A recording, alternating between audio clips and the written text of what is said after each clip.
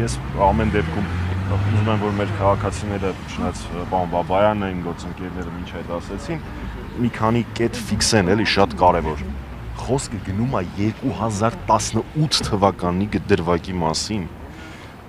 որտեղ մի քանի հոգի ցուցմունք է տվել, որ իբր իրանց մոտ հայտնաբերված թմրանյութերը իրանց գրպանը գցել է Արշակ Սրբազանը։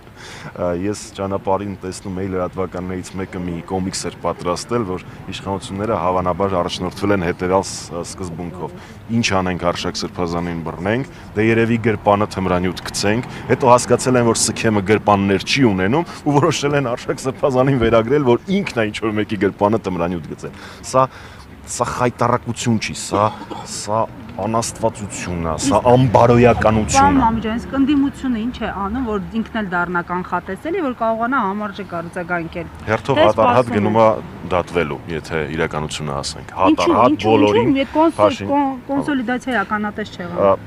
Նախ ես չեմ կարծում, որ քաղաքաբանտարկյալների եւ եկեղեցու պաշտպանության հարցում կոնսոլիդացիայի բացակայություն կա, ես ամենայն դեպս չգիտեմ ընդդիմադիր ով հայ-առաքելական եկեղեցու դեմ արշավի հայ-առաքելական եկեղեցու դեմ արշավի եւ կամ քաղաքաբանտարկյալների թեմայով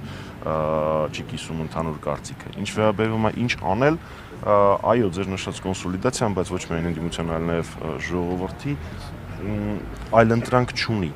Փաշինյանը այսպես անելու է մինչև ընտրություններ ու ավելի վայրագ է սկսելու այս ամեն ինչը շարունակել ընտրություններից հետո, եթե հանկարծ վերընտրվի։ Մենք անհրաժեշտություն ունենք օր առաջ սա կասեցնել։ Սա առանց մեր բոլորի համատեղ, երբ ասում եմ բոլորի, նկատի ունեմ հայրենասերներին, նկատի ունեմ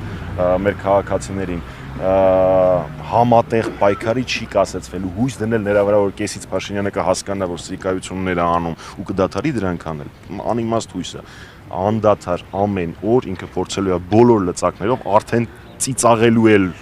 չի, արդեն անհասկանալի լծակներով բոլոր այլախոհներին ճաղերի հետևում թաքցնել։